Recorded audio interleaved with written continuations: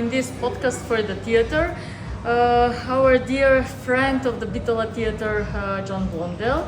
First of all, welcome in this podcast and tell us first of all, how do you feel in Bitola? I think it's like your second home. It is my second home. Nate, it's so great to be here and great to be talking to you again. I have huge, wonderful, warm feelings about Bitola. I've been coming to Macedonia since 2007, and so almost 20 years. I've been coming to Bitola with shows since 2009. So this is my fifth show for the Bitola Theater, and it is a second home. I spent a lot of COVID here, so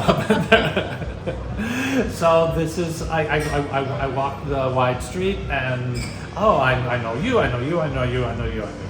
So yes. And then I have great relationships with the artists of the Bitola Theater, so it's a great life feeling being back in Bitola again.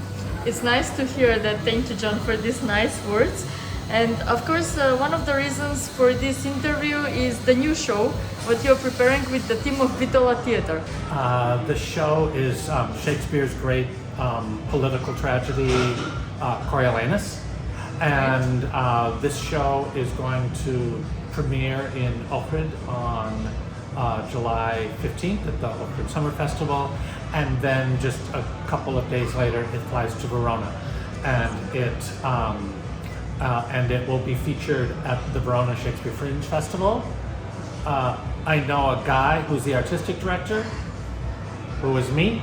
And so when I'm talking to my colleagues, and when they said they wanted to have a Roman tragedy, because there's also going to be a Julius Caesar at this festival, and they wanted to have a Coriolanus, and I said, nah, that's me. That's me. I'm doing it, and I know the company. So the company, I want the Bitola Theater to do it. So it happened just like that, where very quickly an idea arises, and it's not unlike actually the way that Henry VI Part 3 came about. Yes. Actually, a very similar situation, where in that case the artistic director Dominic Dromgoole and then the producer Tom Bird were talking one day about what they wanted to do for the Henry VI plays, the trilogy, and they thought they wanted to have, their idea was to have Balkan companies do them, and so Tom Bird wrote to me and said, would you like to be involved in the project? And I said yes, and I know the exact company. So it's a very similar kind of Saturn return kind of project. So it feels like time is circling back, and though I think I'm a couple of years older, actually being You're never here, older, it doesn't feel like it. So No. So it's great to be here to do this show with this company, to premiere it in Ohrid, and then take it to Italy, and then of course it will come back and play here, and it will also go to the Directions East Festival in Białystok, Poland in October. So it already has a kind of an international purchase. Yeah, that's amazing, and I know that this energy, what you're having even in the interview and in the life, and what you're putting in your work with the actors and the team of Bitola Theater, the actors are using as their motivation. So how it feels to work with the Bitola actors, with costumographers, with all the team of the Bitola Theater? It's one thing that we were talking about this week, because we've had 4 days of, actually I call, with my company I call it a hot house, and it's like even before rehearsals start, we get together and we just start experimenting with the material, and like a hothouse or a greenhouse, it's something, it's where you plant the seedlings before the summer comes to get them going, something that's that's hot and can grow something fast.